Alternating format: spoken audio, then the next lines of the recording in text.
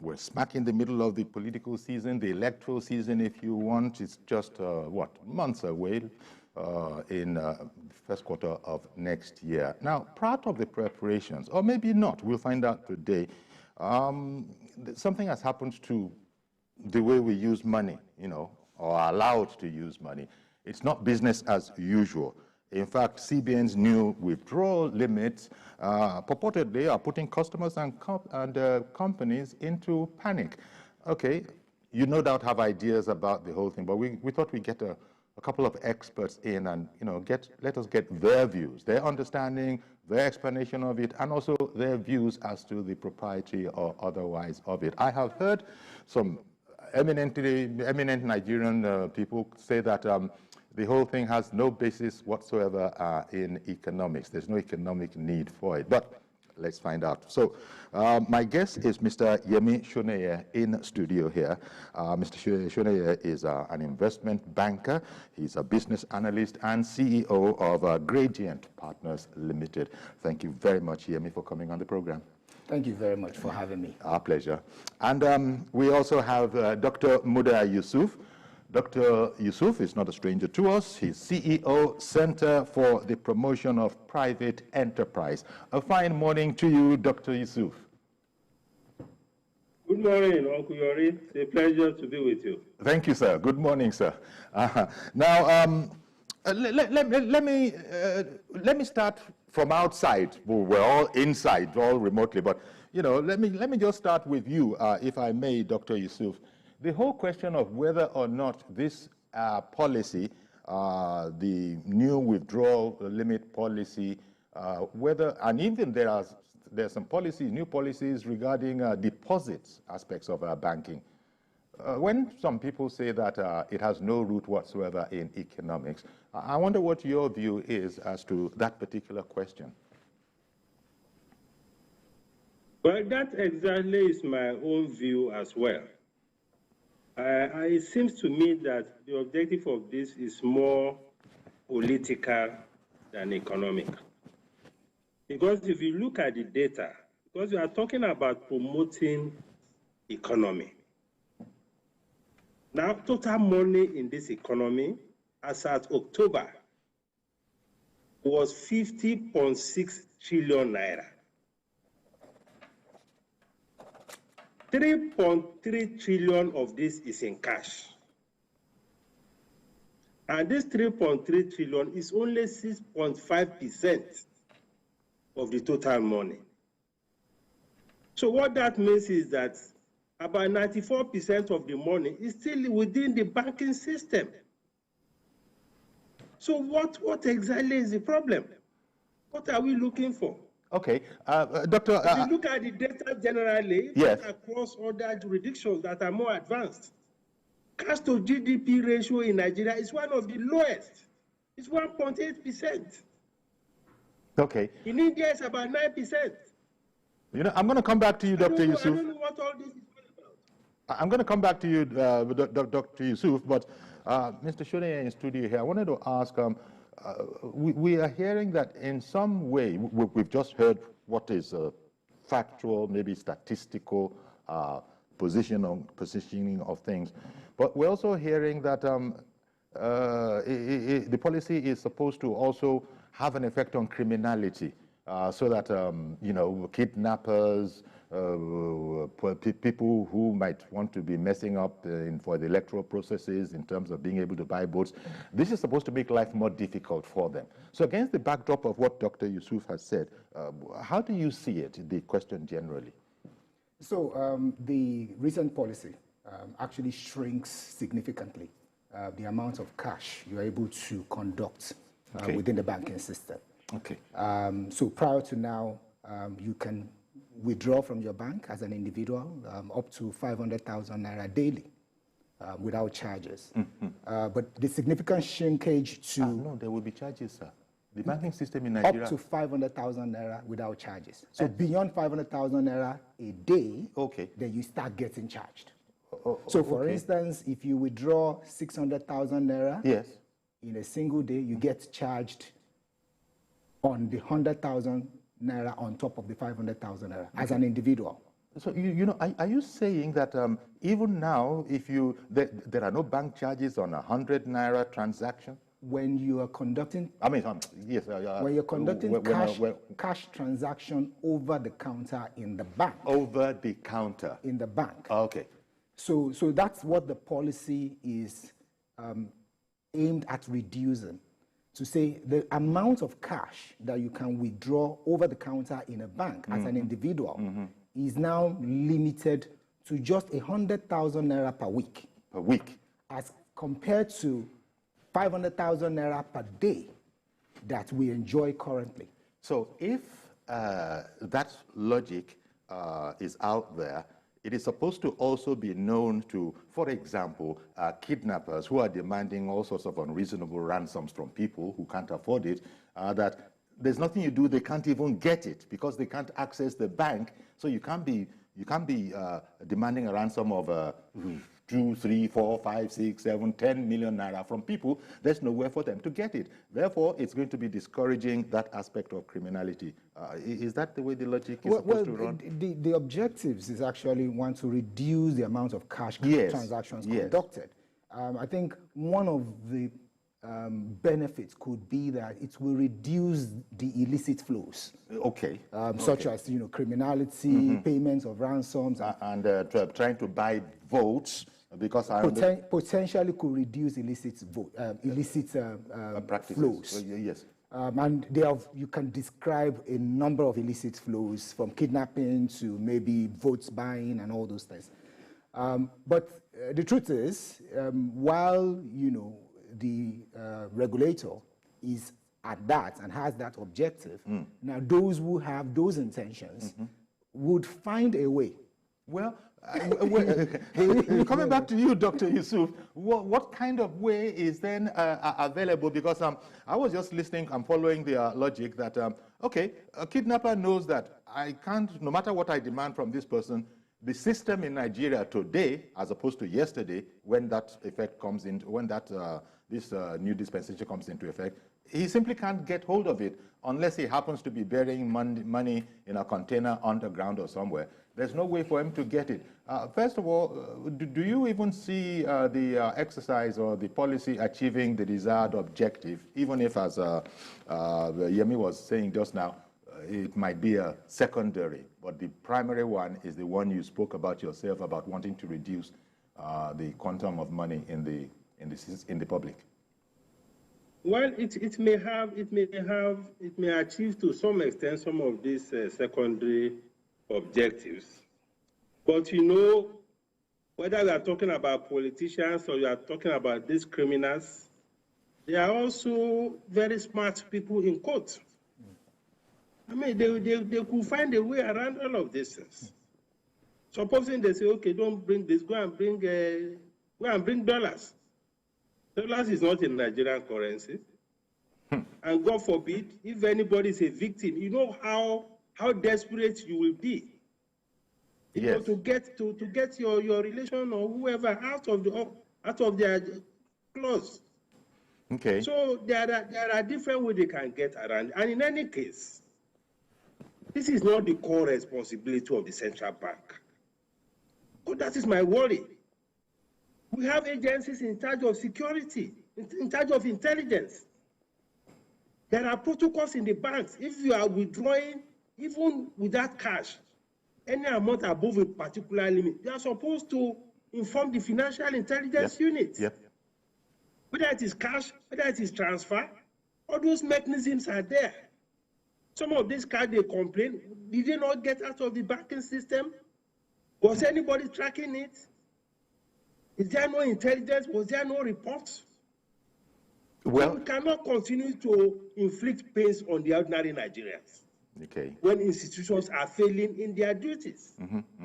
Okay. Yemi, as Dr. Yusuf was pointing out there, up to a certain limit, central bank is to be notified when certain transactions up to that limit have been hit. So, two things now. I would imagine that all responsible bank managers will indeed be, adhering to that particular requirement. But, as has been said, they can find other means.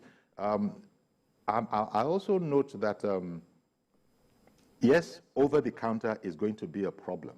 But the CBN circular said that, has said that customers should be encouraged to use alternative channels, aka maybe internet banking. So apparently, if I'm allowed only 20,000 naira a day, for example, that doesn't mean I still can't buy something worth 200,000 naira, in as long as I am paying somebody, you know, via the internet wirelessly. So that's in order, right? So it won't come into private hands. It must go into a corporate account. So at no point is there physical money that you can divert into alternative purposes. Yes. So that's the... So the idea is that any transaction that you are conducting above the stipulated limits, then you use the alternative channels of, you know, ATM, bank transfers. So those channels are available, and you can still use them. But I think the challenge now is that those alternatives are plagued with some additional difficulties.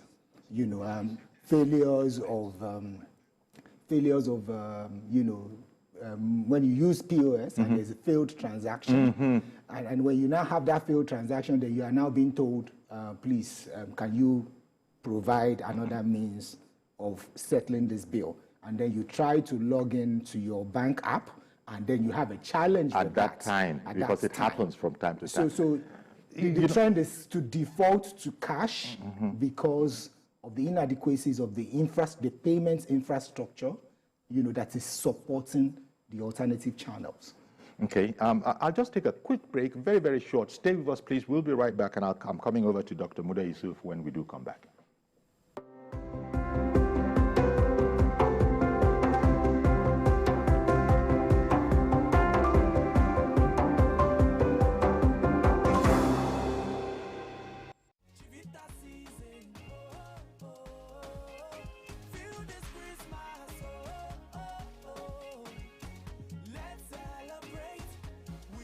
Everyone has a Chivita this season. What's your Chivita?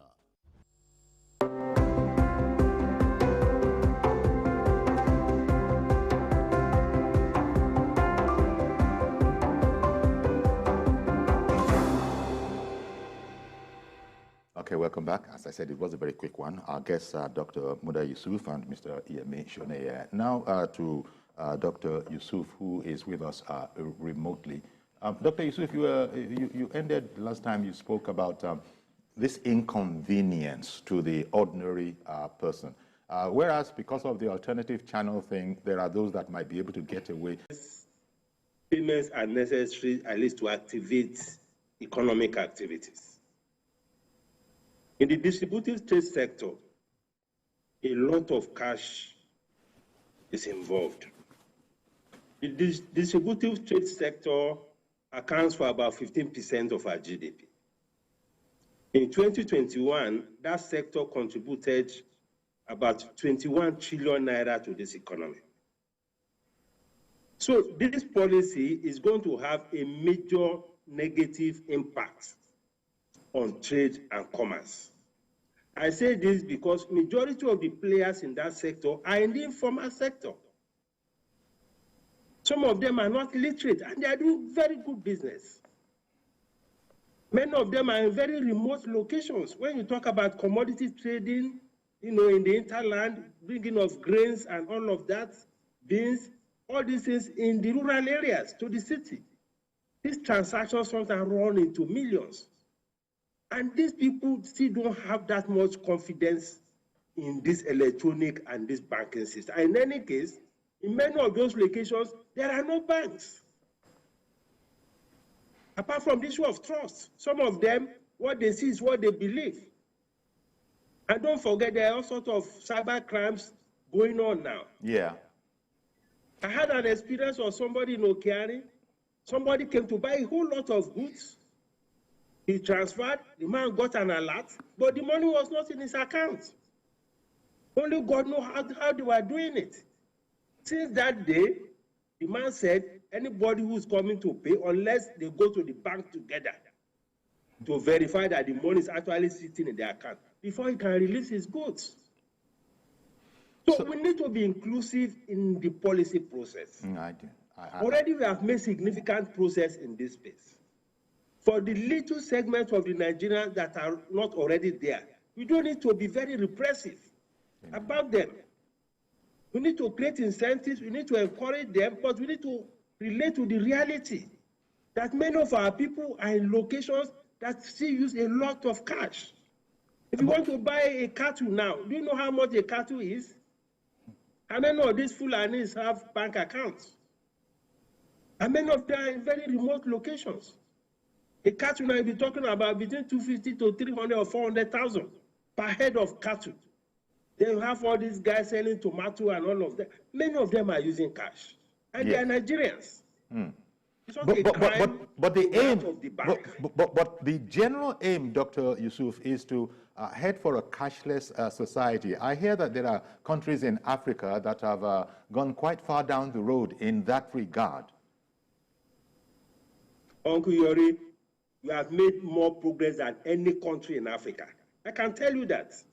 I just read out the figures to you. Cash as a percentage of our GDP is 1.8%. In many of these countries, they are doing 9%. Even in Japan, they are doing about 15%. We are ahead of many advanced economies.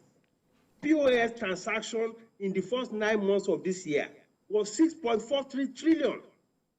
Is that far not more than all the cash we are talking about? Electronic transaction in the first 9 months was 271 progress already. You know, the way you're inconvenience Nigerians. The way you're saying it, Dr. Yusuf, it seems so intuitive. And I would imagine, I'm wondering, I'm wondering the experts who would have, formed a panel or whatever to advise government as to how to go. Surely they must be aware of all that you are saying, yet government still went down this route. What do you think government has been presented to differently from what I referred to as your submission, which seems to me to be, quite frankly, intuitive? Well, I don't know what is informing this decision. If the policy is motivated by politics or this criminality thing, perhaps I can concede some ground to them. But we should not do that at the expense of millions of Nigerians that are doing legitimate business. Okay. All right. There are many ingenious ways of dealing with this problem without disrupting the economy. Okay. We are still contending with this issue of the coloration of the Naira notes. Just on that one has not settled. Yeah. Now we are introducing this again. Yes. It's not fair. Yes. It's not fair at all. Okay. Back to you. I'll be back to you, Dr. Yusuf, because this policy that we're talking about followed CBN's change of, it was supposed to be a redesign, but I don't know. I haven't been able to look at it very, very closely. It seems to me to be merely switching of the colors so that the 50 Naira note that we know now is now, people will understand it. I think that's the new 1,000 Naira note. I'm not sure. I'm not sure of the colors. They just switched the colors around. There were colors that were in existence, but when we hold it in our hands, we will know. So that's what CBN called a redesign. And they've done it. And as Dr. Yusuf was saying there, depending on what the objective was, he can see and concede some of those things to him. But back to that question about the larger, no, I shouldn't say damage, but because I was going to try and use an analogy of corollary damage, but it's not damage here. The negative effect on people and a significant part of our society, as Dr. Yusuf pointed out, how do you see that particular area? Government has an objective. It wants to bring down criminality. It wants to make it much more difficult to be able to buy votes and all of that kind of a thing. But at the expense of what? Well, definitely the policies have knock-on effects, which are undesired. That's the word economists use, the knock-on effects. Which are undesired. They were unintended, the unintended consequences. But they would have been known. Well, the thought would be that, let's drive. I think the objective is actually to drive, the amount of transactions being conducted within the banks. Mm-hmm. Now, the World Bank stats as of 2021, end of 2021, says that 45% of the adult population of Nigerians are banked. So, which means you have well over 50% of adults in Nigeria unbanked. And that is spread to like 70% people adults in urban population unbanked, and then under 40% of adult population in rural areas are banked. So, which means that you have a whole lot of things happening outside the banking system. So, which is pretty much what you call the informal economy. Now, there have been a number of attempts at driving things, to the formal economy. Yes. But including things like zero balance, open a new account, zero balance. Even when CBN introduced the BVN, yes, they also came up with what you call the BVN Lights, so that you have more people coming into the banking system. But what you have, especially in the rural areas, just as Dr. Yusuf said, is that there are quite a number of people that are cut off from the banking sector for so many reasons. Because one, there are no ATMs in those areas, there are no banks in those areas. And the reason why I wouldn't go to set up a bank in a rural area is not far-fetched. The security issues, the logistic issues, so some of those things ought to have been considered, before we now constrict the cash. I hear some people say, oh, you know what, the POS regime is pretty much widespread because if you can't get access to cash, then you go to the POS handlers. But what is happening even with those POS handlers is that they are not necessarily making it inclusive for people to come into the banking fold. And using those particular POS handlers is pretty much expensive and exposes people. Yes. It's pretty much expensive than what you even get in terms of what you are charged in a bank. But people seem to be ready to pay because of the convenience. Because of the convenience. But now it means that such payments for such convenience will be translated into add-on costs to the end user, the final consumer. So really, some of those knock-on effects may not have been completely considered, before saying, let us drive inclusivity. Let us drive, the number of people that come into the banking system. And I think, in terms of also other considerations, is the fact that the infrastructure that holds this together, whether it is the interbank infrastructure for you to be able to withdraw, your funds from an ATM of a bank, Bank A, so those challenges, those infrastructure are not, on top of their game because people encounter a number of these problems.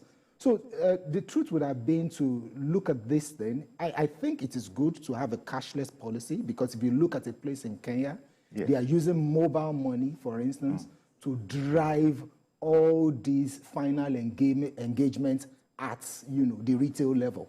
But in Nigeria, it's very difficult to drive those engagements at the retail level. I would not be paying for my boss using, the ATM we haven't developed it to that extent, yes, so, where you can ticketize everything. Exactly, and, we have also not gained that high level of trust to be able to, conclude transactions over electronic channels.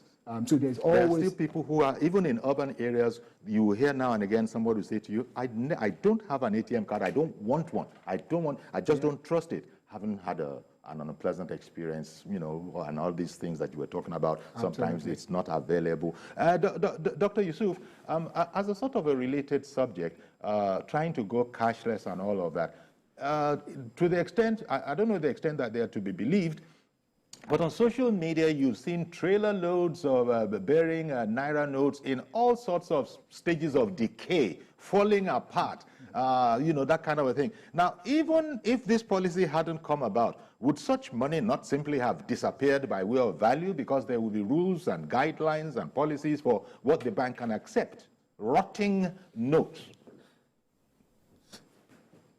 Well, that's it's a reflection of how corrupt the society is. And let me say, the CBN cannot fight all the fires. It cannot solve all problems. The CBN responsibility is monetary stability, financial stability, exchange rate stability. Every department of government has its own responsibilities. Now, when we are talking about naira loads, trailer loads of currencies, how did that get out from the banking system in the first place? Are there no records within the banks? Unless you are telling me that these things are fake. Well, for instance, sorry, doctor, for instance, somebody buys a cow in a rural area. He's not going to take the money to the bank. He's going to give it to the cattle owner. That one doesn't go to the bank. He puts it underground somewhere. In that sort of way, it built up till we have trailer loads of money that has been treated like that for maybe the past 15 years or so. And now the notes are rotting because they were not stored properly. Maybe that's how it got out of it. Maybe it didn't get out of the bank. Maybe it didn't get to the bank in the first place. Well, there are two components of that. There are those who, just as you said, legitimately earn this money, and because they don't believe so much in the banking system, either for cultural reasons, for logistics reasons, or for religious reasons, they prefer to keep their money. But there are also the criminal component of it. Okay. The money laundering, and so there are two components. Okay. And my understanding from the way the CBN and some other people have been talking, it's about this sentiment of people who have stolen money, people who want to buy votes and all of that. Okay, I've got to, can we pick it up after this break? Thank you very much, Dr. Yusuf. So sorry. Stay with us, please. We'll be right back.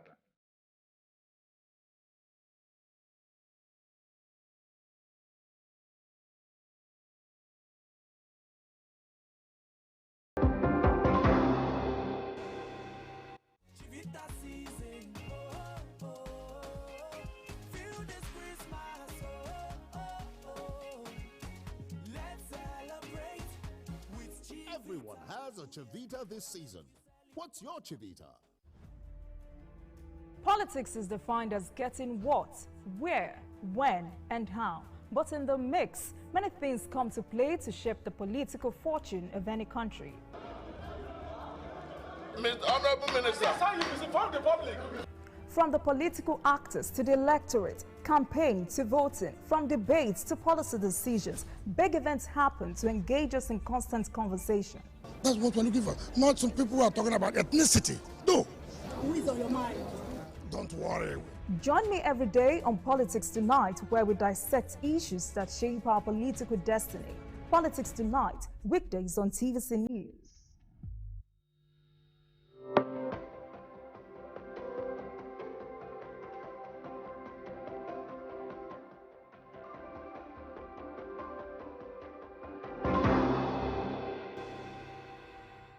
Welcome back. Still with Yemi Shune and Dr. Muda Yusuf remotely. Yemi, Dr. Yusuf was just commenting on the spectacle, quite frankly, is the word, that we've seen of trailer loads of rotting currency notes just falling apart. And, one doesn't know your thoughts on that. What kind of money is that? It's money that it looks like, not having a forensic eye or anything like that, it looks like it must have been buried for the past 20 years in unsuitable conditions. And so who can afford to bury money for 20 years and not even go there? So when you see money that has been kept out of circulation for excess of years. Yes. So it reflects of funds that are not being applied towards legitimate businesses. Because when you are engaged in a legitimate business, you get funds. Let's say even if you are in the rural area and you're selling a cow, and you sell your cow for 300,000, and then maybe you sell 10 of them, which is 3 million. You need to restock. Which means you're going to buy feeds, you're going to pay your staff, you're going to buy new calves to raise. So you would have to spend some of that money so that you can make more money. So nobody in a legitimate business would keep money away in excess of several months leading up to 20 years. Even if you are a simple rural folk, no matter how rich, because Dr. Yusuf was pointing out that, look, there are people who are unlettered and illiterate, but are doing a heck of a fantastic business, multimillionaires, you know. Correct. They might not be able to write a sentence, but they are multimillionaires, and you know, they are affluent and they are wealthy. There's that aspect to it that Dr. Yusuf was, I think, saying. Dr. Yusuf, you're saying that those kind of people who might not want to change, you know, because it's not their preference, need to have been considered as well, right? Is that what you're saying, Dr. Yusuf? Yes, yes, and that is my position. Because when we talk about inclusion in policy process, that is what it's really about. When you want to, you know, embark on a major policy change, you have to have this, what we call a general equilibrium mindset. You look at the implications across board. I agree, policies have, there are trade-offs. It happens in economic policy. But we need to weigh properly the costs and the benefits of policy. This policy is going to push more people away from the banking system. That is what it's going to do. And what might the effect of that be, Doctor? No, it will negate the whole objective of financial inclusion or bringing more people into the banking system, because if you feel that once your money goes in, to get it out will be a problem, you scare a lot of people away. So what have you achieved? Exactly. I mean, this agency banking is doing very well. A lot of jobs have been created. Now you have this panel that have been thrown into the works. Look at the way they are protesting. They are SMEs, they are micro enterprises, and they are doing very well. The space is thriving. You know? Well, now you say you put a cap of 20,000 naira per day. Mm-hmm. And look at what the value of the currency is today. A bag of rice is 50,000 naira. So you're going to need 2 or 3 days. You have to reckon with all of that. And you are saying the ATM will only stock 200 and 100 naira. What is the essence of that? What do you want to achieve by that? To make it so cumbersome for nefarious purposes. The 1,000 naira note. In fact, want to do their business, who want to buy things. You know, how much of that can you keep in an ATM machine? Yeah. How much of that? Indeed. Look at the cost of things now. To buy something of 20,000, 50,000, I just told you a bag of rice is now 50,000 naira. So if I want to buy a bag of rice with 50,000 naira, I cannot withdraw from the ATM. Mm-hmm, mm-hmm. How fair is that? Indeed. We need to put all these things in context. Looking at it from the point of view of the owners of the policy who have laid the law down, it seems that they seem to have an attitude of we have to just get used to it. They might not have told us all that we need to know or that they could have said, and even they themselves might be aware that a lot of the things Dr. Yusuf is saying do apply. But sorry, we have an objective here. Government is government, and they don't always communicate with you, especially if it's not in their interest. For instance, all these criticisms, and so it's not being done. Does this suggest that, take a bag of rice, Dr. Yusuf made that example, it's around 50 naira. So from what we're saying, by the time that policy comes into effect next year, early next year, I'm going to need to put together from my own account 3 times if I have to depend on the ATM. I mean, yes. Cash. If you have to use cash. Exactly, if I have to use cash. So it looks like tough days ahead, and government hasn't given an indication that it's going to be a temporary measure. Maybe they'll come and relax it later on. Maybe after the elections, if that is their worry, maybe they'll relax it. No such announcement has been made. So does it simply mean that we're going to have to buckle down, change our spending habits to fit into 20,000 naira a day max? I don't know how that's going to happen. Well, I think the intention is not to constrict, your volume of economic activities. However, as we've agreed, the real effect is that most of activities at the retail level is conducted with cash, even when you have the real intentions of using, all the digital channels. So really, a number of people would have to now would face that frustration, of having to find a way to accumulate cash over a period of time so that they can conduct, those type of cash activities. So we go back again to, don't take this to the bank. Whatever cash you had, yes, you retain your proverbially cash under your bed. Reverend Dominic, fine morning to you, sir. Yori, good morning to your two guests. Thank you. Yori, I've told you before, one thing and one profession I'm not too comfortable with Nigeria is this economics, which Emefiele is one of them. Sir, if you can... The central bank governor. Hello? The central bank governor. Yeah, if you can ask central bank governor, how much is a bag of rice? He may not tell you. Because I know one institution that takes care of their staff very well is CBN. One institution that takes care of their staff. Talk of the governor of the central bank. He may not know how much. So what the other speaker is saying here, how can I want to go and buy a bag of rice and I go to ATM, I can't get up 50,000 to buy a bag of rice. Is it practicable? Yori, that one is by the way. But Yori, has the people who manage this economy know how hopeless Naira have become? How hopeless and helpless Naira have become? Number two is this.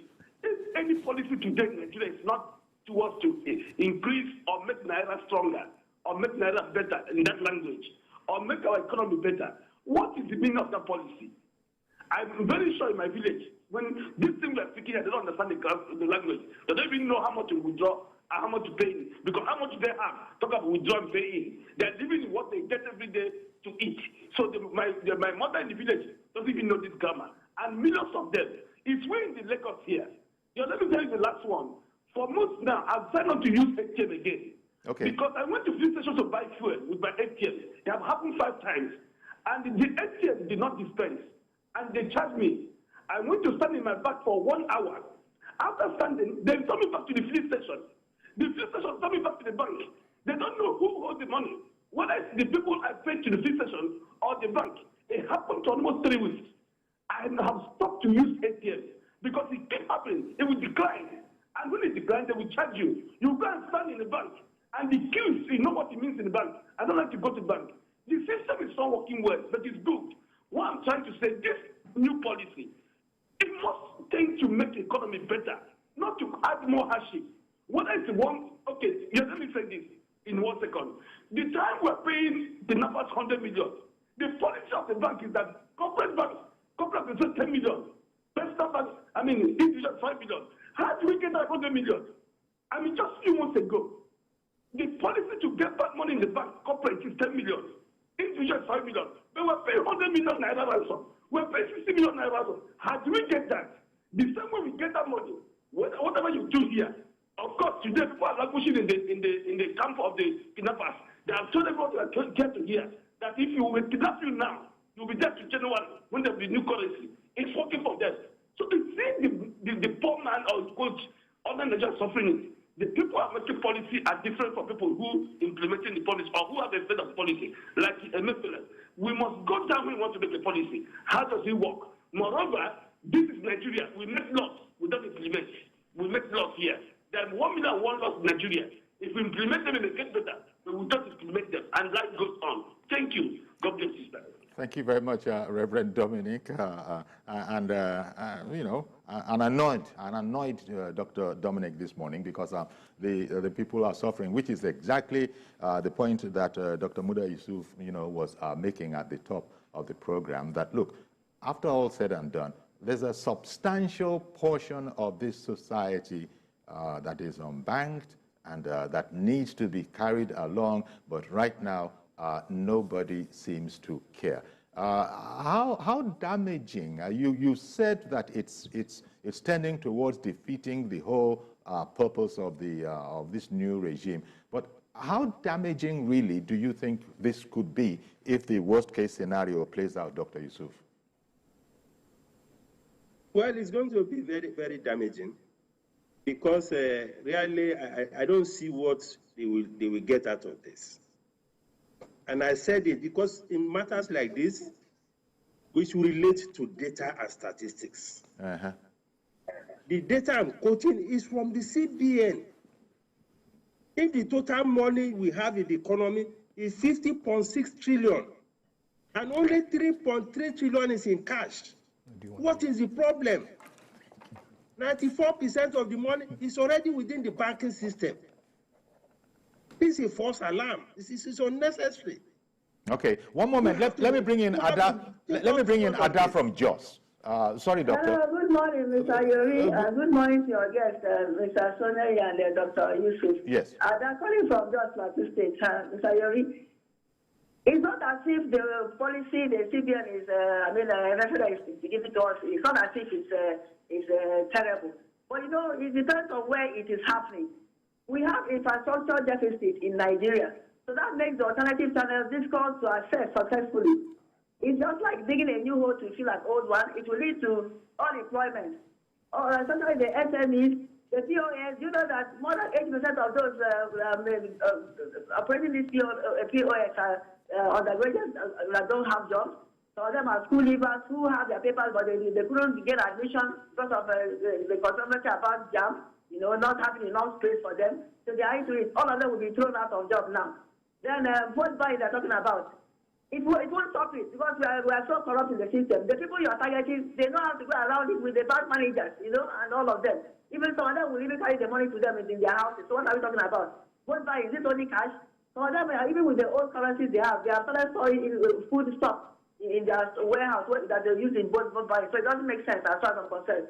Then when it comes to the insecurity, that's a very big lie. Let the military go after them. Let them go to the forest where they are. Let them go there and flush them out.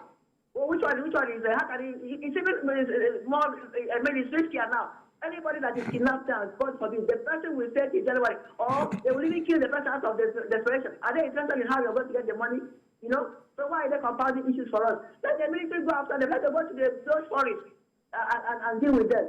Okay. All the same, let's not do about this country, shall be well. But my only consolation is that NAS, it concerns them now. NAS are telling me they are interested. They said next week they're going to have a public hearing on it or whatever because it concerns them now. When ASO was on strike, collectively, did they talk? They didn't talk, except for Wajadi Abila. They didn't talk. So that's where I have the hope now. Now if they're hitting them hard, they will talk. God bless you. Thank you very much, Ada, for calling in on that. She said the Ogadima just before ending. Usually she ends patapata with Ogadima. But she was talking there about infrastructural deficits that we have that belie some of the escape routes that they have given us. You explained earlier how Reverend Dominic also said it. Indeed, what he said, I myself, I can say that it's happened to me as well. And so there will be hundreds of people it has happened to. That particular example that Reverend Dominic made, where you pay for fuel and it doesn't register, so you now have to start running around. Now, and then I think it was Ada who was saying that, look, can we really trust the system? Even the banking system, and even CBN seems to be aware of it, because CBN was in its circular saying that whoever within the system, conspires to frustrate this will have to answer for it. I've always been looking with corner eye at the banking system and the bank managers and all of them, when you never get mint notes over the counter, but go to any party joint. Illegally, they have been selling mint notes to certain people to come and sell it back to us because of this cultural practice that we have of wasting, spending money, in the way that we spend it. And it's always, so there are leakages. And everybody sees this going on. They don't hide this. So nobody is worried that the bank manager is going to be in trouble. They can easily investigate what is your bank? How did you get this money? No, we don't do that kind of a thing. So the other related to the whole question of infrastructural deficits and even systemic problems. Can this really work as painlessly as government hopes that it will? Or is this a matter about, tighten your belts yet again, O Nigerians? Well, I think the overall intention is actually not to put people through, the kind of pain. But we look now. And I think government cannot be wicked and say, let me just find a way to worry these people. No, I don't think that's the intention of CBN. But I think what is also important is, as we speak about this, the CBN also have a media team that should engage. All I've seen since December 6th is a circular that has been issued by CBN about the new cashless policy. It would be wise to have CBN also engage to explain, what this policy is about, what the intention is, and why Nigerians should not have any fear. Because they haven't done that at all yet. So that would have helped to alleviate, the concerns. Yes, no, unless you consider the circular that they issued within the bank and shared to the public. Yes, no, there's more communication. Mukhtar in Lagos. Good morning to you, sir. Good morning. This is Mukhtar Mohammed. Mukhtar, good morning to you, sir. Yes, today I'm a caller. Yes. What work Yemi is doing there. Okay. I've been following the program. I just want to add to it that the policy in the long run... Mukhtar Mohammed, by the way, in case you didn't know, he's a stockbroker, and he's also a guest on our program on our programs from time to time. Please continue, Mukhtar. Yes, it's a good project, and especially when you are looking at, we are talking about global best practice by Nigeria, so we need to be part of the system also. One area that I think I'm worried, and I think maybe Yemi and my bon, Dr. Yusuf, have not talked about, is the cyber security area. Because when you go into cashless, you begin to look at cyber security. How much are we going to invest in cyber security? That, for me, is the greatest challenge. And the rural areas, like they all pointed out about the ATM, the POS. But one thing we must know is that sometimes these POS have become a conduit pipe for criminals.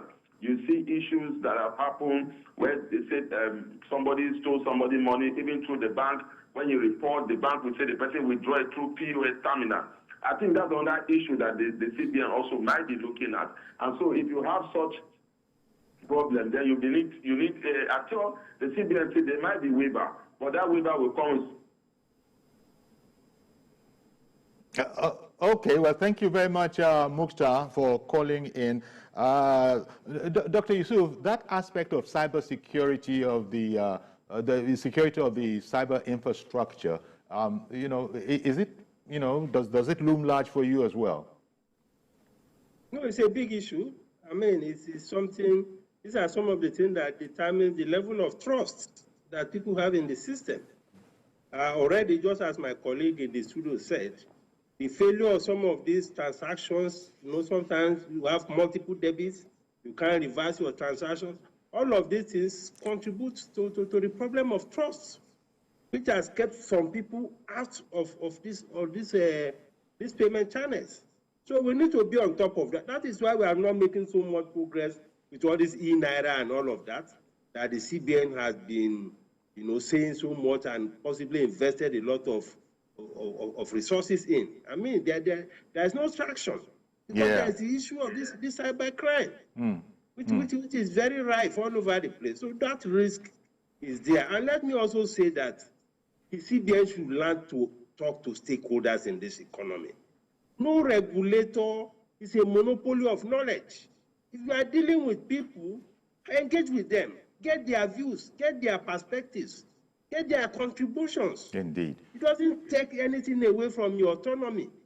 Okay, and your authority. Okay, Dr. Muda Yusuf, we've used up our time. I want to thank you very much, as always, for making time for us. I know that you economists and financial and banking people are always so very busy, so we really appreciate it when you let us cut into your morning a bit. Thank you very much, Dr. Muda Yusuf, and the same goes to you. Thank you very much. Thank you. Thank you, sir. Thank you very much. And the same goes to you. Thank you very much. And just as you had touched upon, there's Dr. Yusuf also saying that the CBN needs to communicate a lot better, talk to the stakeholders and all of that. Thank you very much for spending your morning with us, Mr. Yemi Shone, investment banker and business analyst. So that's our program today. Do join us tomorrow, please, for another program. I am Yori Folarin. Bye-bye for now.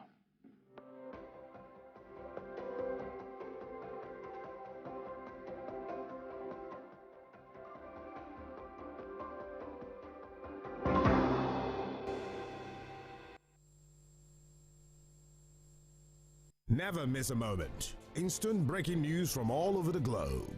Live streaming of your favorite programs delivered directly to you. Watch anytime from anywhere on your mobile or smart devices. Download the TVC News app today. Available on Google Play and